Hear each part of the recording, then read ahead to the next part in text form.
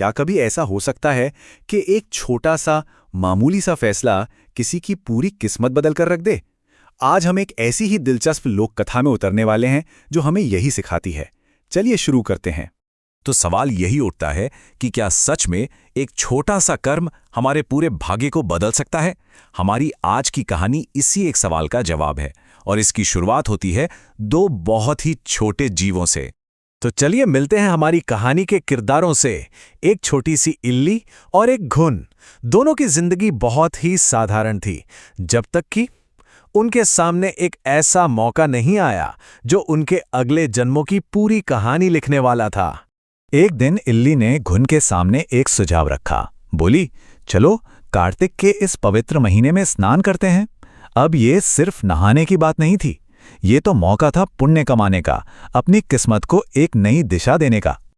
और यहीं पर कहानी का पूरा रुख बदल जाता है। इल्ली ने तो आस्था का रास्ता चुना, पर घुन, उसने चुना दुनिया का सुख।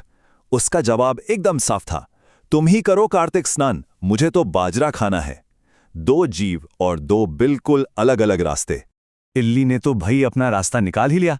वो एक राजकुमारी के कपड़ों पर चिपक गई और उसके साथ ही साथ स्नान का पुण्य कमा लिया। लेकिन घुन, उसने कुछ नहीं किया। जल्द ही दोनों की मृत्यु हो गई। पर कहानी यहां खत्म नहीं हुई। सच तो ये है कि कहानी तो अब शुरू हो रही थी। तो कर्म का पहिया घूमा और दोनों ने फिर से जन्म लिया। चलिए देखते हैं कि इस बार उनकी किस्मत उन्हें कहां लेकर गई। एक राजकुमारी और एक मेंढे के रूप में। और कर्म का हिसाब देखिए कितना साफ साफ है। अपने उस पुण्य के बल पर इल्ली उसी राजा के घर में राजकुमारी बनकर जन्मी और वो घुन, वो उसी महल में एक मेंढा बनकर रह गया। कई साल बीत गए। राजकुमारी की शादी हुई। विदाई के वक्त जब उसकी डोली चली तो उसने अचानक उसे रुकवा दिया। सब हैरान थे और सबके बीच उसने अपने पिता से एक बहुत ही अजीब सी चीज मांगी।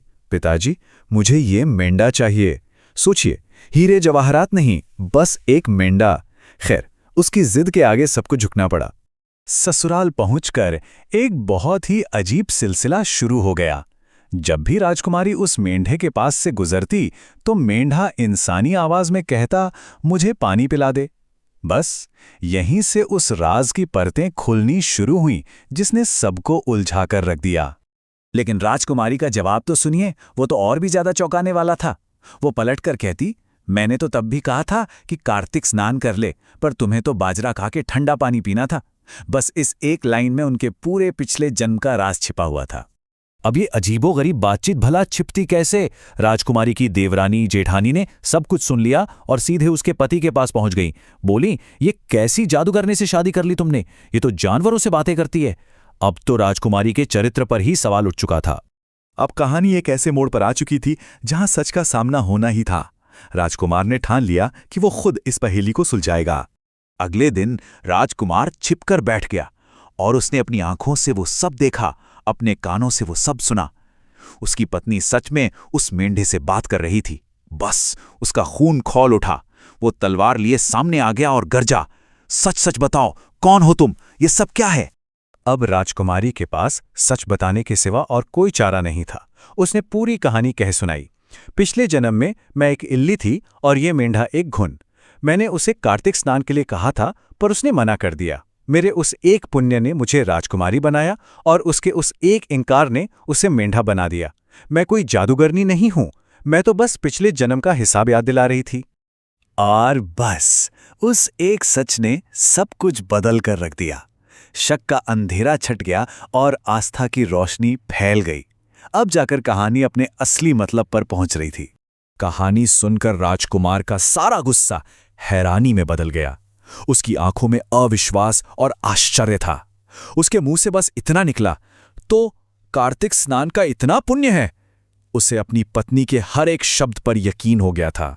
और उसी पल राजकुमार ने एक संकल्प ले लिया, अगर इस एक स्नान में इतनी शक्ति है तो अब से हम दोनों साथ मिलकर हर साल कार्तिक स्नान और दान पुण्य करेंगे ताकि हमारा हर जन्म सुधर जाए।